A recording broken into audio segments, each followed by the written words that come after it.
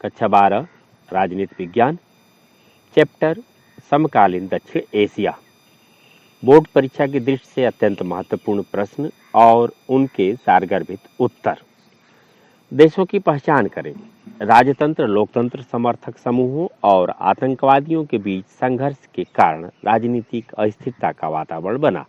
नेपाल, चारों तरफ भूमि से घिरा देश। नेपाल दक्षिण एशिया का वह देश जिसने सबसे पहले अपनी अर्थव्यवस्था का उदारीकरण किया। श्रीलंका, सेना और लोकतंत्र समर्थक समूहों के बीच संघर्ष में सेना ने लोकतंत्र के ऊपर बाजी मारी। पाकिस्तान, दक्षिण एशिया के केंद्र में अवस्थित इस देश की सीमाएं दक्षिण एशिया के अधिकांश देशों से मिलती हैं। भारत, पहले इस द्वीप में शासन की बागडोर सुल्तान के हाथ में थी, अब यह एक गणतंत्र है। मालदीव, ग्रामीण क्षेत्र में छोटी बचत और सहकारी ऋण की व्यवस्था के कारण इस देश को गरीबी कम करने में मदद मिली।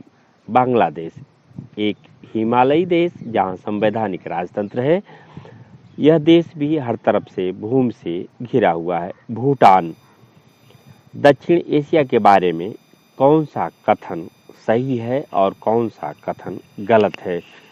दक्षिण एशिया में सिर्फ एक तरह की राजनीतिक प्रणाली चलती है, यह कथन गलत है।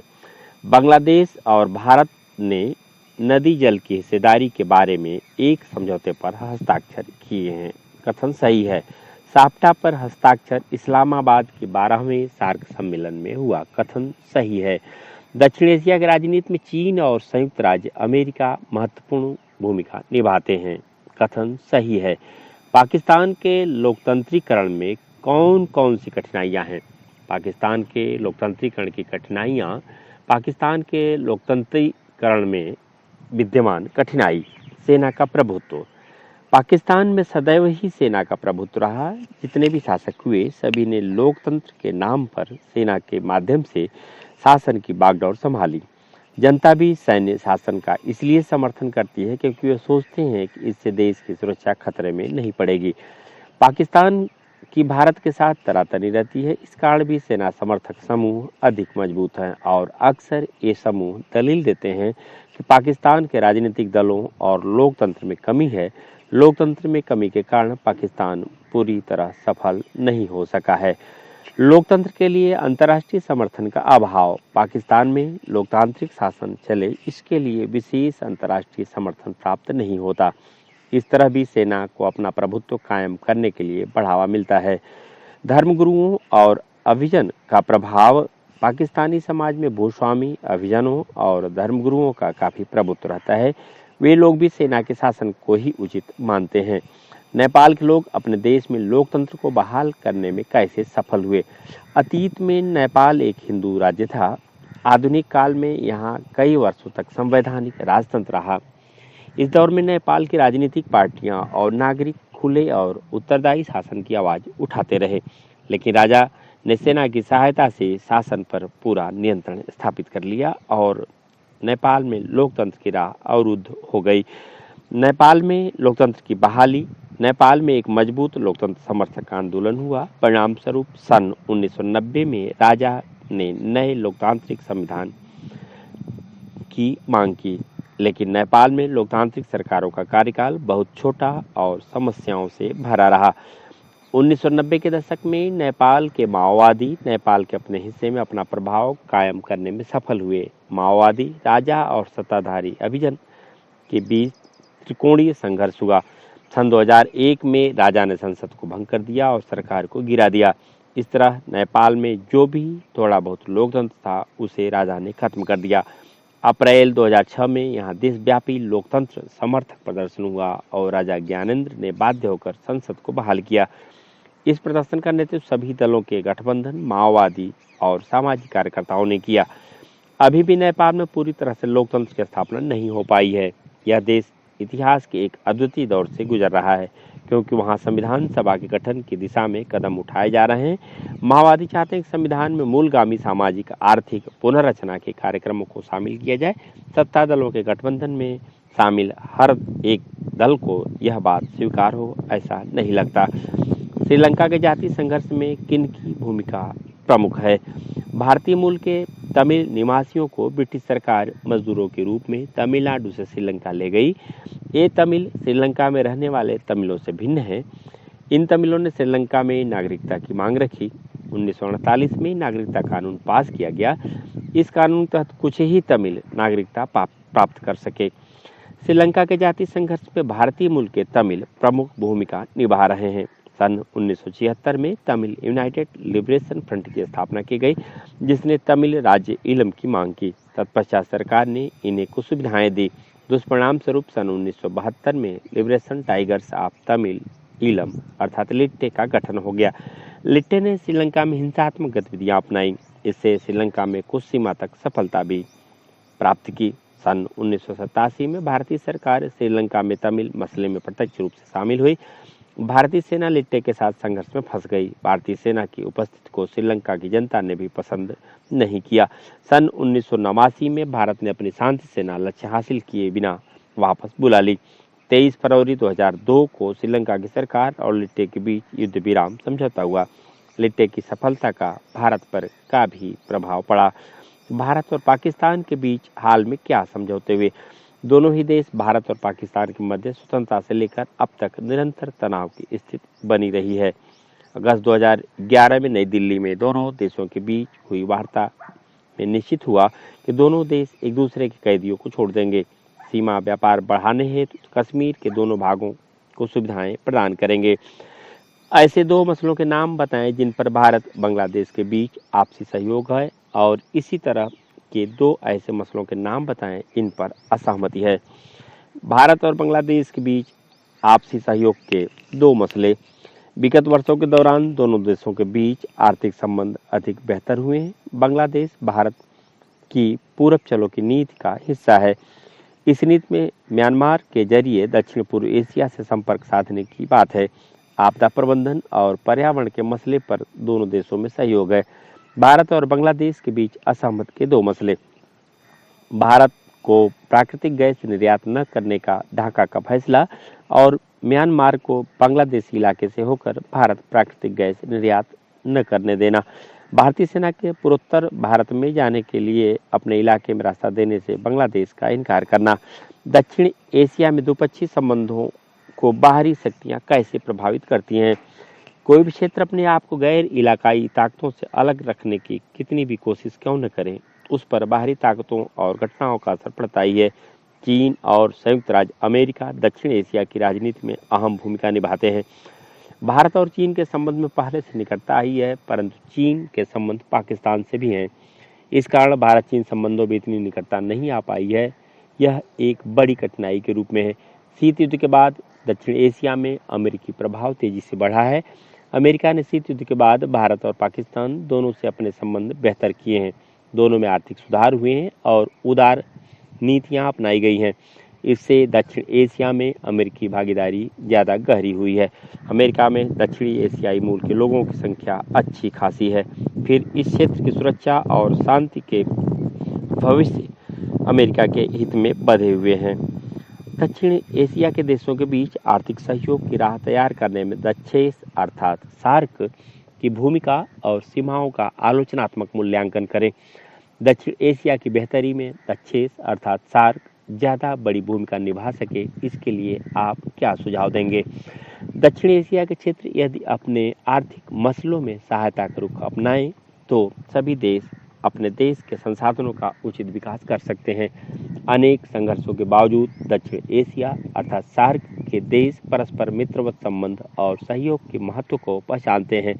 दक्षिण एशियाई देशों द्वारा बहुस्तरीय साधनों में सहयोग करने की दिशा में उठाया गया बड़ा कदम है। क्षेत्र के सदस्य देशों ने सन 2002 में दक्षिण एशियाई मुक्त व्यापार क्षेत्र समझौता साफ्टा पर हस्ताक्षर किए। इसमें पूरे दक्षिण एशिया के लिए मुक्त व्यापार क्षेत्र बनाने का वायदा किया। 11वें शिखर सम्मेलन में दक्षिण एशिया मुक्त व्यापार क्षेत्र के रूप में प्रारूप तैयार करने का निर्णय लिया है। अंततः 2004 में दक्षेस के देशों में SAFTA south Asian free trade Asia agreement, फिर से एक बार साफ्टा अर्थात south Asian free trade Asia agreement दक्षिण एशिया मुक्त व्यापार क्षेत्र समझौता पर हस्ताक्षर किए। दक्षेस का उद्देश्य आर्थिक सहयोग उपलब्ध कराना भी है। 1 जनवरी 2006 से यह समझौता प्रभावी हो गया। सीमाएं, दक्षेस की कुछ सीमाएं भी हैं जिन्हें दक्षिण एशिया के देशों के बीच आपसी विवाद और समस्याओं ने विशेष स्थान लिया हुआ है। कुछ देशों का मानना है कि साप्टा का सहारा लेकर भारत उनके बाजार में सेंध मारना चाहता है और उनके समाज और राजनीति को प्रभावित करना चाहता है। दक्षेस में शामिल देशों की समस्याओं के कारण चीन और अमेरिका दक्षिण एशियाई राजनीति में भी महत्वपूर्ण भूमिका निभा रहे हैं।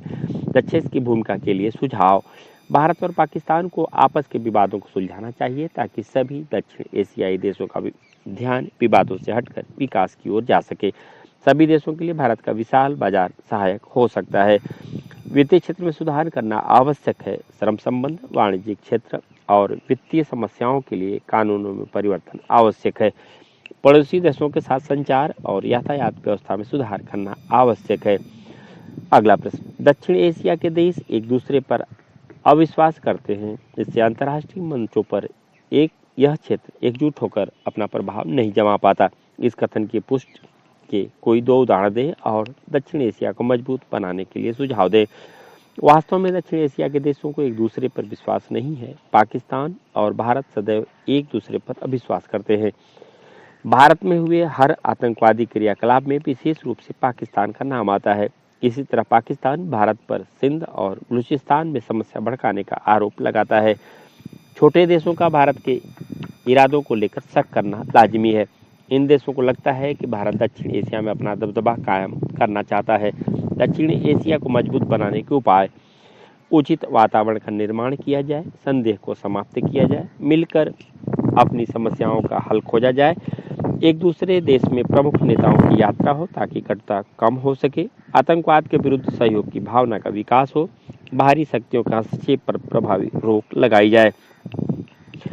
दक्षिण एशिया के देश भारत को एक बाहुबली समझते हैं जो इस क्षेत्र के छोटे देशों पर अपना दबदबा जमाना चाहता है और उनके अंदरूनी मामलों में दखल देता है। इन देशों की ऐसी सोच के लिए कौन कौन सी बातें जिम्मेदार है? दक्षिण एशिया के देशों का यह सोचना है कि भारत अपना दबदबा उन पर स्थापित करना चाहता है, मनोवैज्ञानिक रूप से उचित लगता है। उनका यह मानना है कि भारत उनके आंतरिक मामलों में दखल देता है। जैसा नेपाल को लगता है कि भारत उसको अपने भू क्षेत्र से होकर समुद्र तक पहुंचने से रोकता है।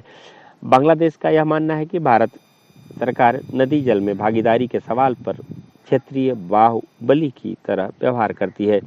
दक्षिण एशिया के छोटे देशों की ऐसी सोच के लिए जिम्मेदार प्रमुख घटक: भारत का आकार अन्य दक्षिण एशिया के देशों की तुलना में काफी बड़ा है। भारत दक्षिण एशिया के छोटे देशों की तुलना में अत्यधिक शक्तिशाली और प्रभावपूर्ण है।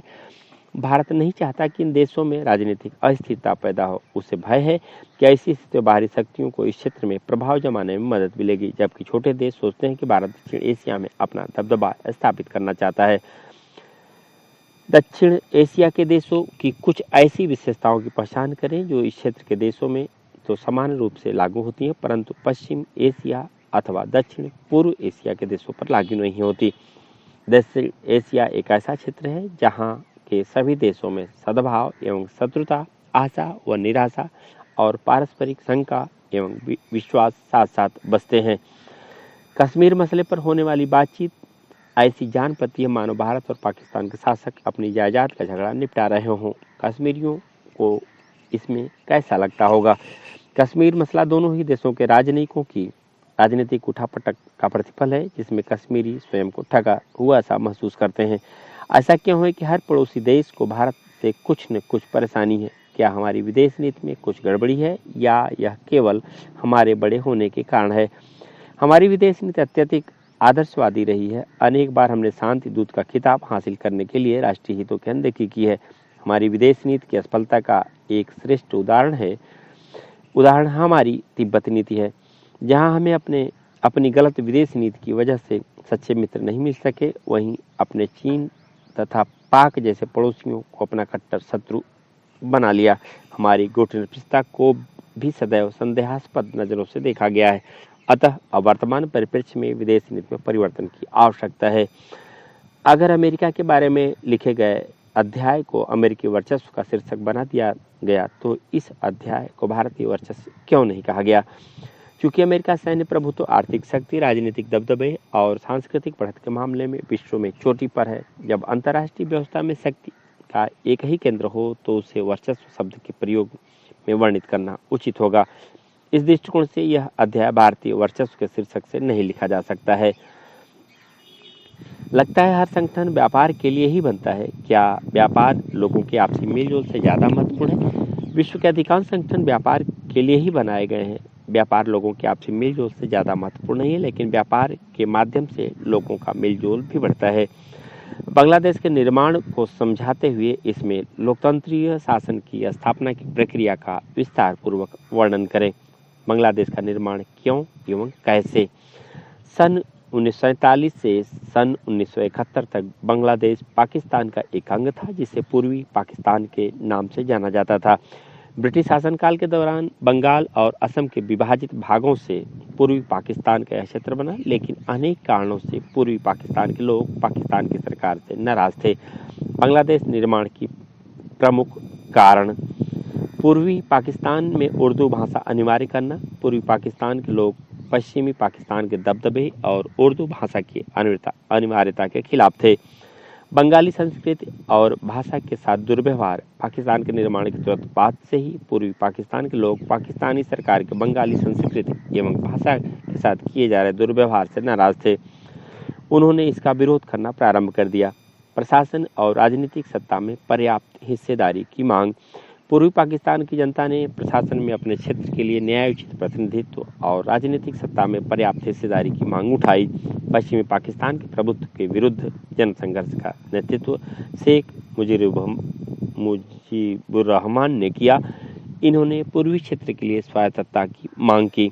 सन 1970 के आम चुनाव में शेख मुजीबुर्रहमान की अवाम लीग पार्टी को बहुमत मिलना। सन 1970 के आम चुनाव में शेख मुजीबुर्रहमान के नेतृत्व वाली अवामी लीग पार्टी को पाकिस्तान की समस्त सीटों पर विजय प्राप्त हुई। अवामी लीग को संपूर्ण पाकिस्तान के लिए प्रस्तावित संविधान सभा में बहुमत प्राप्त हो गया।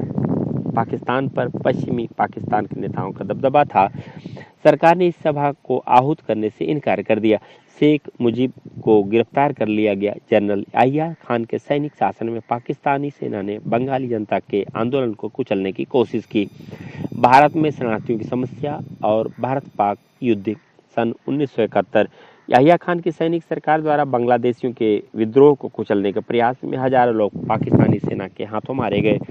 अनेक लोग पूर्वी पाकिस्तान से भारत पलायन कर गए। भारत के समक्ष इन शरणार्थियों की देखभाल की समस्या खड़ी हो गई। भारत सरकार ने पूर्वी पाकिस्तान की जनता की आज़ादी की मांग का समर्थन किया, उन्हें वित्तीय एवं सैन्य सहायता प्रदान की। इसका परिणाम स्वरूप सन 1971 में भारत और पाकिस्तान के मध्य युद्ध छिड़ गया। इस युद्ध में पाकिस्तान की हार हुई। बांग्लादेश का निर्माण: भारत पाकिस्तान के इस युद्ध में पाकिस्तानी सेना ने पूर्वी पाकिस्तान में आत्मसमर्पण कर दिया। इस प्रकार सन 1971 में एक स्वतंत्र राष्ट्र बांग्लादेश का जन्म हुआ। बांग्लादेश में लोकतंत्र की स्थापना की प्रक्रिया: संसदीय लोकतंत्र की स्थापना की प्रक्रिया। स्वतंत्रता के तुरंत पश्चात स्वतंत्र बांग्लादेश की सरकार का गठन हुआ। बांग्लादेश ने अपना एक संविधान बनाया, जिसमें इसे धर्मनिरपेक्ष, लोकतांत्रिक एवं समाजवादी देश घोषित किया गया। संसदीय लोकतंत्र के स्थान पर अध्यक्षीय लोकतंत्र। सन 1975 में शेख मुजीबुर्रहमान ने बांग्लादेश के संविधान में संशोधन कराया, जिसमें संसदीय शासन के स्थान पर अध्यक्षात्मक शासन प्रणाली को मान्यता दी गई। शेख मुजीब ने अपनी पार्टी अवामी लीग को छोड़कर अन्य समस्त पार्टियों को समाप्त कर दिया, जिससे बांग्लादेश में तनाव की स्थिति उत्पन्न हो गई। इस स्थिति में अगस्त 1975 में बांग्लादेशी सेना ने शेख मुजीब के विरुद्ध बगावत कर दी। सेना द्वारा शेख मुजीब की हत्या कर दी गई। सैन्य शासन की स्थापना: शेख मुजीब की हत्या के पश्चात एक सैन्य शासक जियाउर रहमान ने बांग्लादेश नेशनल पार्टी का गठन किया। सन 1977 के चुनाव में HM एरशाद के नेतृत्व में एक और सैन्य सरकार का गठन किया गया। लोकतंत्र स्थापना की मांग: सैन्य शासन की स्थापना के बावजूद बांग्लादेश में लोकतंत्र की स्थापना की मांग निरंतर उठती रही। लोकतंत्र की स्थापना से संबंधित आंदोलन में छात्रों ने महत्वपूर्ण भूमिका का निर्वाह किया। लगातार विरोध को देखते हुए जनरल इरशाद ने बाध्य होकर राजनीतिक गतिविधियों की छूट दे दी। इसके स्थान पर जनरल इरशाद आगामी 5 वर्षों के लिए राष्ट्रपति निर्वाचित हुए। सन 1990 में जनता के व्यापक विरोध के आगे झुकते हुए लेफ्टिनेंट जनरल इरशाद को राष्ट्रपति पद से त्याग पत्र देना पड़ा। पुनर्लोकतंत्र की स्थापना सन 1991 में बांग्लादेश में चुनाव हुए। इसके बाद बांग्लादेश में बहुदलीय चुनाव पर आधारित प्रतिनिधि मूलक लोकतंत्र आज तक स्थापित है। सार्क क्या है? दक्षिण एशिया की शांति और सहयोग में इसका क्या योगदान है? दक्षेस अर्थात सार्क, दक्षेस से आशय है दक्षिण एशिया क्षेत्रीय सहयोग संगठन अर्थात south Asian association for regional cooperation. यह दक्षिण एशिया के 8 देशों अर्थात भारत, पाकिस्तान, बांग्लादेश, नेपाल, भूटान, मालदीव, श्रीलंका एवं अफगानिस्तान का एक क्षेत्रीय संगठन है, जिसकी स्थापना इन देशों ने आपसी सहयोग बढ़ाने के उद्देश्य से की है। दक्षेस की स्थापना दिसंबर 1985 में की गई। दक्षेस की स्थापना में बांग्लादेश के तत्कालीन राष्ट्रपति जियाउर रहमान की महत्वपूर्ण भूमिका रही। प्रारंभ में सार्क में 7 देश शामिल थे। सन 2007 में अफगानिस्तान भी सार्क के 8वें सदस्य के रूप में शामिल हो गया। सार्क का स्थायी मुख्यालय काठमांडू, नेपाल में है। सार्क दक्षिण एशियाई देशों द्वारा बहुस्तरीय साधनों से आपस में सहयोग करने की दिशा में उठाया गया बड़ा कदम है। सार्क की स्थापना के साथ ही दक्षिण एशिया में क्षेत्रीय सहयोग की प्रक्रिया प्रारंभ हुई और सदस्य देशों ने आपसी सहयोग का संकल्प लिया। दक्षिण एशिया की शांति और सहयोग में दक्षेस अर्थात सार्क का योगदान। दक्षिण एशिया की शांति और सहयोग में दक्षेस का मुख्य योगदान। सार्क ने अपने 8 सदस्य देशों को एक दूसरे के समीप लाने का कार्य किया है, जिससे उनमें दिखाई देने वाला तनाव कम हुआ है। दक्षेस के सहयोग से ही भारत और पाकिस्तान के मध्य तनाव में कमी आई है और दोनों देश युद्ध के जोखिम कम करने के लिए विश्वास बहाली के उपाय करने पर सहमत हो गए हैं। सार्क के कारण इस क्षेत्र के दोनों देशों में अपने आर्थिक और सामाजिक विकास के लिए सामूहिक आत्मनिर्भरता पर बल दिया है, जिससे विदेशी शक्तियों का एक क्षेत्र में प्रभाव कम हुआ है। ये देश अब अपने को अधिक स्वतंत्र महसूस करने लगे हैं। सार्क के कारण इस क्षेत्र के देशों की थोड़े अंतराल पर आपसी बैठक होती रहती है, जिससे उनके छोटे मोटे मतभेद अपने आप आसानी से सुलझ जा रहे हैं। इन देशों में अपनापन विकसित हुआ है। सार्क एक संरक्षित अन्न भंडार की स्थापना की है, जो इस क्षेत्र के देशों की आत्मनिर्भरता की भावना के प्रबल होने का सूचक है। सार्क के सदस्य देशों ने सन 2004 में दक्षिण एशियाई मुक्त व्यापार क्षेत्र समझौता साफ्टा पर हस्ताक्षर किए हैं। इस समझौते में संपूर्ण दक्षिण एशिया के लिए मुक्त व्यापार क्षेत्र बनाने का वायदा है। यदि दक्षिण एशिया के सभी देश अपनी सीमा रेखा के आर पार मुक्त व्यापार पर सहमत हो जाएं, तो इस क्षेत्र में शांति और सहयोग के नए अध्याय की शुरुआत हो सकती है। यह समझौता 1 जनवरी 2006 से प्रभावी हो गया। इस समझौते में सार्क देशों के मध्य आपसी व्यापार में लगने वाले सीमा शुल्क को सन 2007 तक 20% कम करने का लक्ष्य रखा गया था।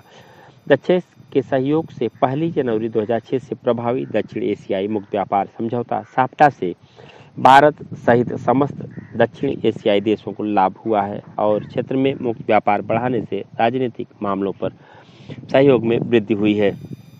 भारत पाकिस्तान के बीच तनाव के प्रमुख मुद्दों पर चर्चा करते हुए इनके संबंधों को सुधारने हेतु सुझाव दीजिए। भारत पाकिस्तान के बीच तनाव के प्रमुख मुद्दे। कश्मीर का मुद्दा। विभाजन के तुरंत बाद दोनों देश कश्मीर के मुद्दे पर लड़ पड़े। पाकिस्तान की सरकार का दावा था कि कश्मीर पाकिस्तान का है, जबकि भारत का कहना था कश्मीर भारत का अंग है। दोनों देश के अपने अपने तर्क हैं। इस मुद्दे को लेकर भारत पाकिस्तान के बीच सन 1947-48 और सन 1965 का युद्ध हो चुका है, लेकिन इन युद्धों से इस मसले का समाधान नहीं हो सका था।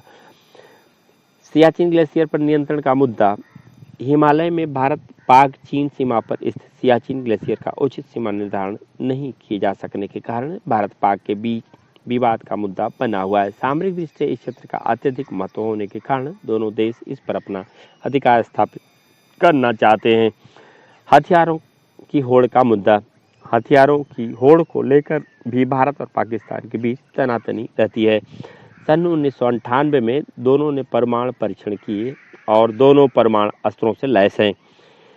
एक दूसरे पर संदेह और आरोप प्रत्यारोप दोनों देशों की सरकारें लगातार एक दूसरे को संदेह की नज़र से देखती हैं। उग्रवाद, आतंकवाद, जासूसी आदि के लिए एक दूसरे पर आरोप प्रत्यारोप करती रहती हैं।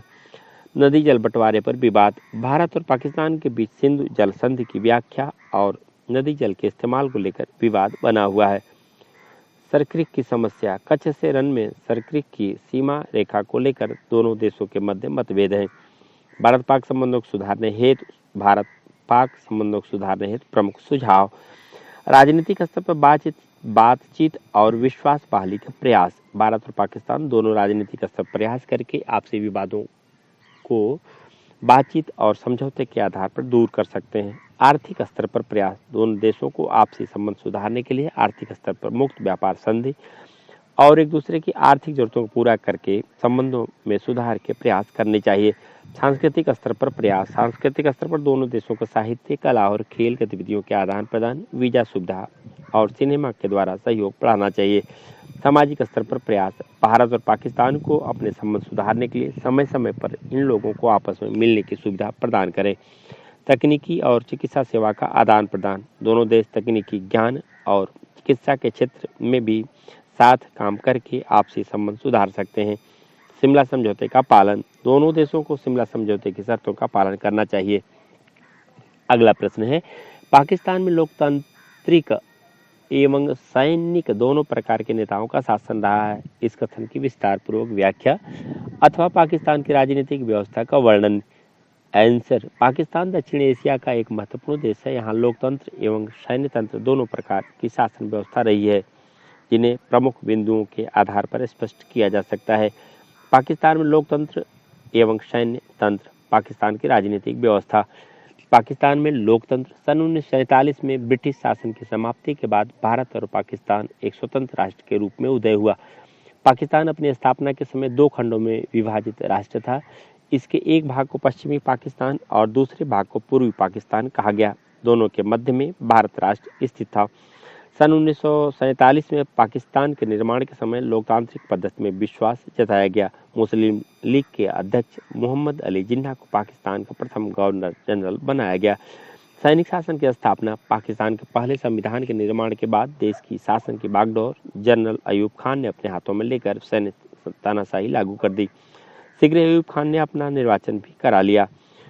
उनके शासन के विरुद्ध जनता ने आंदोलन कर दिया, फलस्वरूप इन्हें अपना पद छोड़ना पड़ा। जनरल अहिया खान ने सैन्य शासन की बागडोर संभाली। इनके शासन के दौरान पाकिस्तान को बांग्लादेश संकट का सामना करना पड़ा। सन 1971 में भारत पाकिस्तान के मध्य युद्ध हुआ, जिसके परिणाम स्वरूप पूर्वी पाकिस्तान टूटकर एक स्वतंत्र राष्ट्र बांग्लादेश बन गया। निर्वाचित सरकार का गठन, सन 1971 में पाकिस्तान में जुल्फिकार अली भुट्टो के नेतृत्व में एक निर्वाचित सरकार का गठन हुआ। यह सरकार सन 1977 तक अर्थात लगभग 6 वर्षों तक पाकिस्तान में स्थापित रही। पुनः सैन्य शासन की स्थापना, सन 1977 में जनरल जियाउल हक ने पाकिस्तान की लोकतांत्रिक ढंग से चुनी गई जुल्फिकार अली भुट्टो की सरकार को अपदस्थ कर सैन्य शासन की स्थापना की। जनरल जियाउल हक पाकिस्तान के राष्ट्रपति बने। सन 1982 में जनरल जियाउल हक को पाकिस्तान में अनेक लोकतंत्र समर्थक आंदोलनों का सामना करना पड़ा। लोकतांत्रिक शासन व्यवस्था की स्थापना, सन 1988 में एक बार पुनः जुल्फिकार अली भुट्टो के नेतृत्व में लोकतांत्रिक सरकार का गठन हुआ। इसके बाद पाकिस्तान की राजनीति बेनजीर भुट्टो की पाकिस्तान पीपुल्स पार्टी एवं मुस्लिम लीग की आपसी होड़ के इर्द गिर्द घूमती रही। पाकिस्तान में निर्वाचित लोकतंत्र की यह अवस्था सन 1999 तक कायम रही। पुनः सैन्य शासन की स्थापना, सन 1999 में पाकिस्तान के तत्कालीन सेना प्रमुख जनरल परवेज मुशर्रफ ने प्रधानमंत्री नवाज शरीफ को हटाकर सैन्य शासन की स्थापना की। सन 2001 में परवेज मुशर्रफ ने अपना निर्वाचन राष्ट्रपति के रूप में करा लिया, लेकिन व्यवहार में पाकिस्तान में सैन्य शासन कायम रहा। पाकिस्तान में पुनः लोकतंत्र की स्थापना, पाकिस्तान में बढ़ते लोकतंत्र समर्थक जन आंदोलन और विश्व जनमत के बढ़ते दबाव को देखते हुए राष्ट्रपति परवेज मुशर्रफ ने फरवरी 2008 में पाकिस्तान में आम चुनाव कराए, जिसमें पाकिस्तान पीपुल्स पार्टी को बहुमत हुआ। यूसुफ रजा गिलानी को प्रधानमंत्री बनाया गया। सितंबर 2008 में परवेज मुशर्रफ के स्थान पर आसिफ अली जरदारी को पाकिस्तान का राष्ट्रपति बनाया गया। लघुत्तरीय प्रश्नोत्तर देख लें। दक्षिण एशिया क्षेत्र की विशेषताओं का वर्णन। दक्षिण एशिया क्षेत्र की विशेषता। दक्षिण एशिया एक ऐसा क्षेत्र है जहां सद्भाव और शत्रुता, आशा और निराशा एवं पारस्परिक शंका व विश्वास साथ साथ बसते हैं। सामान्यतः भारत, पाकिस्तान, बांग्लादेश, नेपाल, भूटान, मालदीव एवं श्रीलंका को इंगित करने के लिए दक्षिण एशिया पद का व्यवहार किया जाता है। इस क्षेत्र में कभी कभी अफगानिस्तान एवं म्यांमार को भी शामिल किया जाता है। उत्तर में विशाल हिमालय पर्वत श्रृंखला, दक्षिण में हिंद महासागर, पश्चिम में अरब सागर एवं पूर्व में बंगाल की खाड़ी से दक्षिण एशिया एक विशिष्ट प्राकृतिक क्षेत्र के रूप में नजर आता है। दक्षिण एशिया विविधताओं से भरा पूरा क्षेत्र है, फिर भी भू राजनीतिक धरातल पर यह एक क्षेत्र है। दक्षिण एशिया क्षेत्र की भौगोलिक विशिष्टता ही इस उपमहाद्वीप क्षेत्र के भाषाई, सामाजिक एवं सांस्कृतिक अनूठेपन के लिए जिम्मेदार है। दूसरा क्वेश्चन, दक्षिण एशिया के विभिन्न देशों में एक सी राजनीतिक प्रणाली नहीं है, इस कथन को स्पष्ट कीजिए, अथवा दक्षिण एशियाई देशों में पाई जाने वाली शासन प्रणालियों की व्याख्या। आंसर, दक्षिण एशिया के विभिन्न देशों में एक सी राजनीतिक प्रणाली नहीं है, प्रमुख बिंदुओं के आधार पर स्पष्ट किया जा सकता है। दक्षिण एशिया के दो देशों भारत और श्रीलंका में ब्रिटेन से आज़ाद होने के बाद से ही लोकतांत्रिक व्यवस्था सफलतापूर्वक स्थापित है। नेपाल में सन 2006 तक संवैधानिक राजतंत्र था। अप्रैल 2006 में एक सफल जन विद्रोह से यहाँ लोकतंत्र की स्थापना हुई।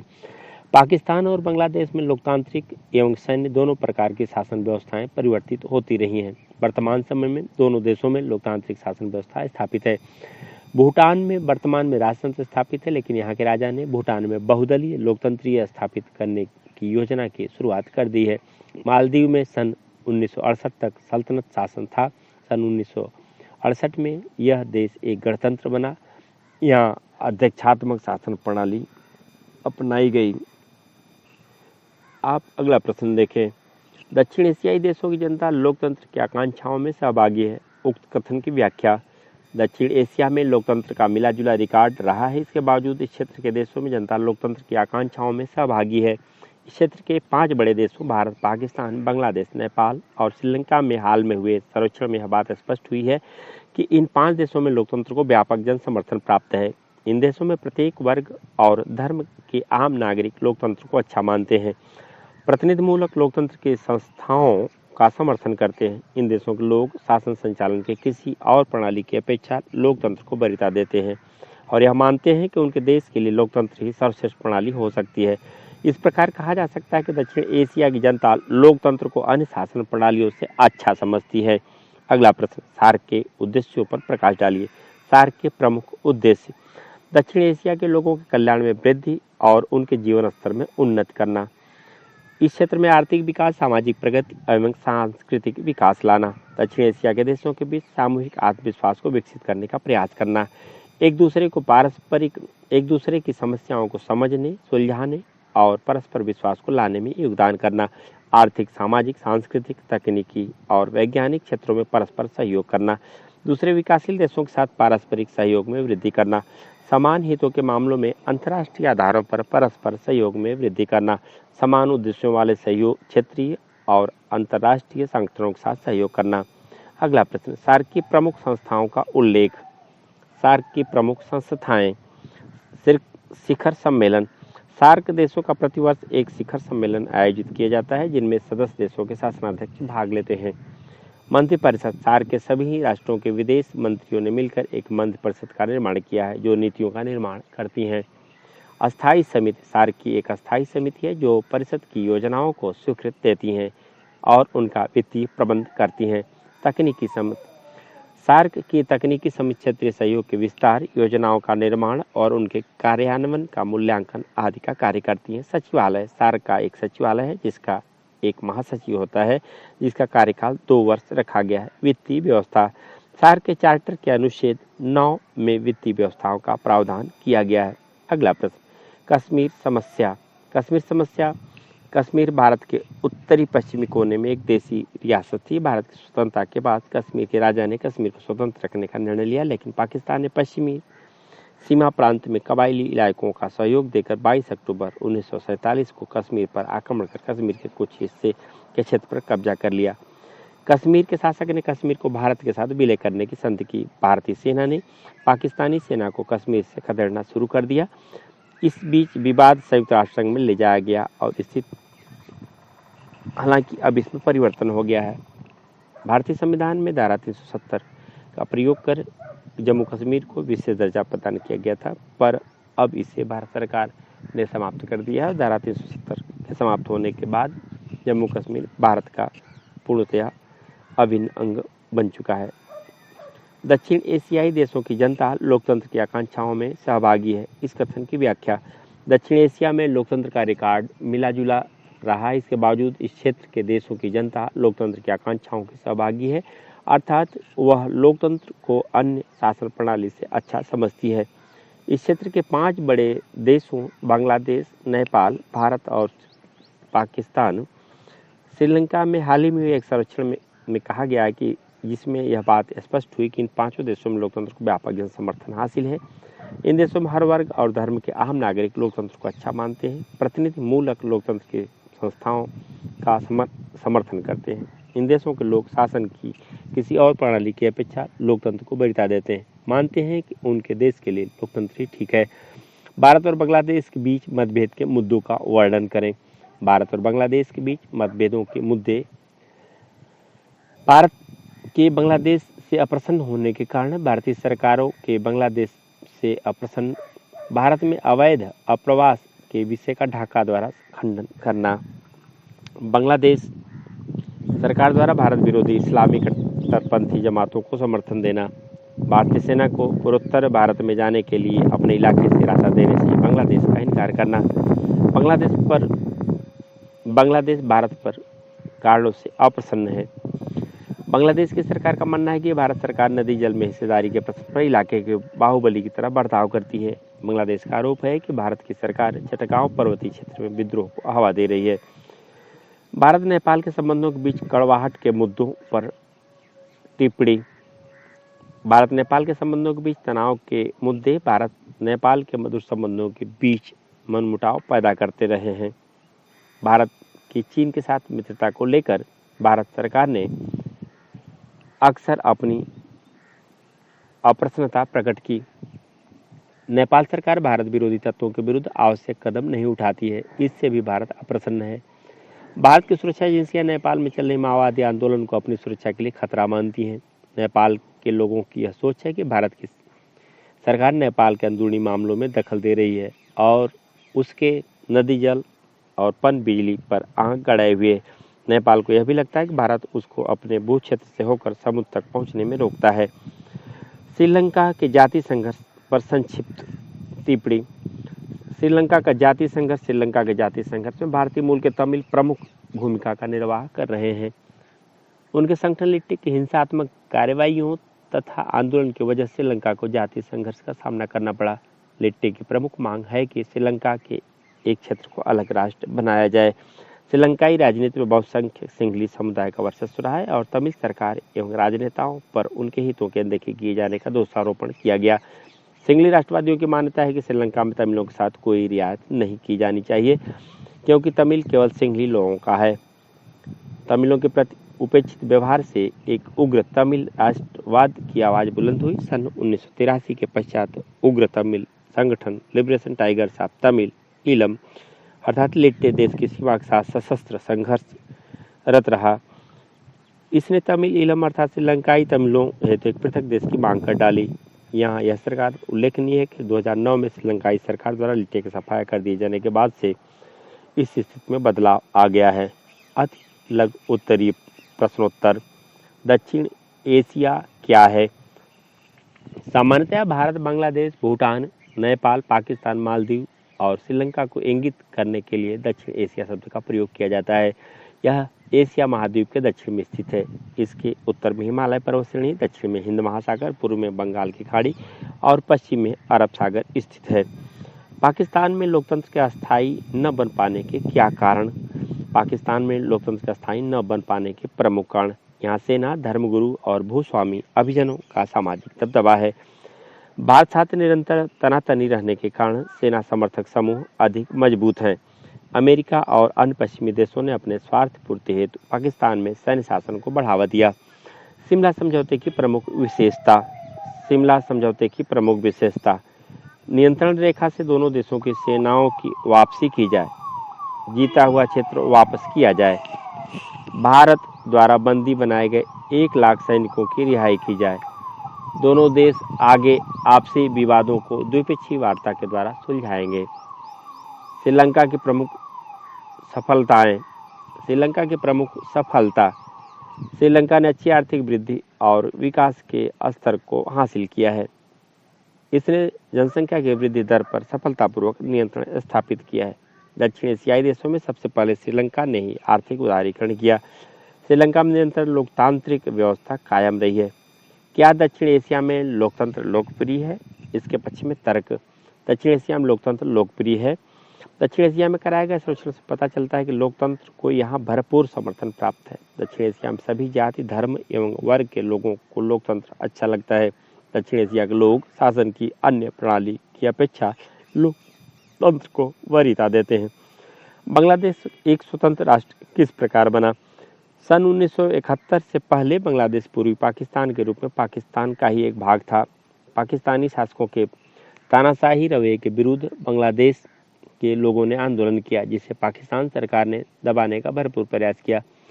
पूर्वी पाकिस्तान के लोग भारत पलायन कर गए। भारत ने शरणार्थियों की समस्या से परेशान होकर पूर्वी पाकिस्तान के लोगों की आज़ादी का समर्थन किया। अंततः दिसंबर 1971 में भारत पाक के मध्य युद्ध में पाकिस्तान की पराजय हुई और बांग्लादेश के रूप में एक नए राष्ट्र का उदय हुआ। साफ्टा क्या है? साफ्टा का पूरा नाम है दक्षिण एशिया मुक्त व्यापार क्षेत्र। दक्षिण के सदस्य देशों ने फरवरी 2004 में साफ्टा समझौते पर हस्ताक्षर किए। यह समझौता 1 जनवरी 2006 से प्रभावी हो गया है। इस समझौते के तहत दक्षिण के बीच आपसी व्यापार में लगने वाले सीमा शुल्क को सन 2007 तक 20% तक कम करने का लक्ष्य निर्धारित किया गया था। बहुविकल्पी प्रश्नोत्तर। दक्षिण एशिया में सबसे बड़ा देश है भारत। सार्क का गठन कब किया गया? 1985 में। वर्तमान में सार्क देशों की सदस्य संख्या है 8। साफ्टा संबंधित है सार्क से। सार्क का सचिवालय स्थित है काठमांडू में। चकमा शरणार्थियों की समस्या किस देश से संबंधित है? भारत और बांग्लादेश।